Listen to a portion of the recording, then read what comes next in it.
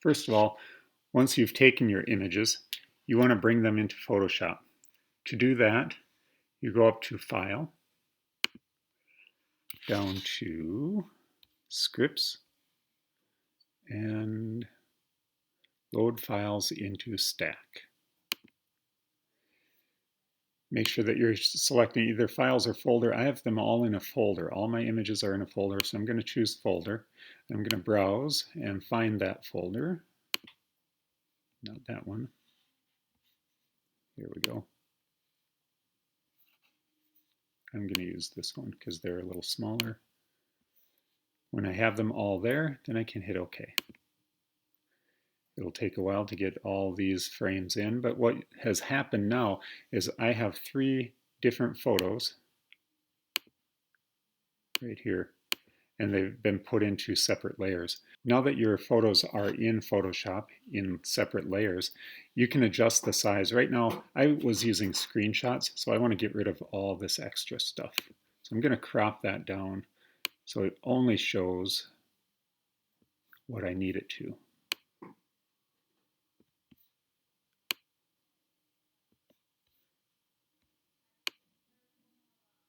And hit return. Next, let's go up to image, down to image size, and check how big these are. 6 inches is the largest dimension that I want, so I'm going to change this 8 down to 6 and hit OK. Let's go up to Window and down to Timeline. That places a timeline on the bottom of your screen. If you click Frame Animation, that's what we're going to be doing. It places 1 frame on your timeline, and that's the topmost frame. So the next step is to duplicate this frame using the little plus down here. So that repeated the frame exactly. What we need to do now is manually take away that layer. And we'll repeat that as many times as we need to complete the animation. So if I play this through using the play button, it's way too fast. So I want to adjust the time for each of these. If I put it 0.1 seconds, that slows it down just about right. And you could, if you'd like, select all of these frames by clicking on one, hold the Shift key down, click on the last one, and then change them all to a certain duration if you'd like, and then play that through. I'm going to hold this last animation frame for half a second, and then let's see what happens. That looks better. When you're happy with your animation, save this as a Photoshop file. So File, Save As, and I'm going to title it with my name.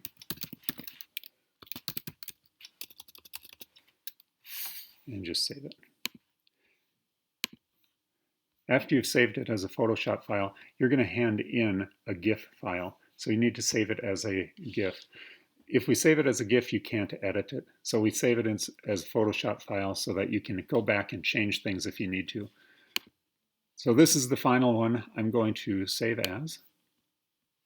Make sure the format is GIF. You'll notice the extension changes to GIF. I'm going to say Pulsar Animation this time and save.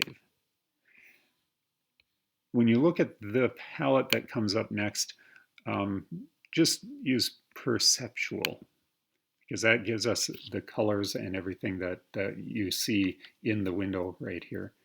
Make sure dither is none. If you have diffusion or pattern, it's going to make it noisy and yucky. So just hit OK. That gave you a GIF file. If you look on wherever you saved it, here's my Pulsar Animation GIF. I can bring that into a browser, and it'll display the animation.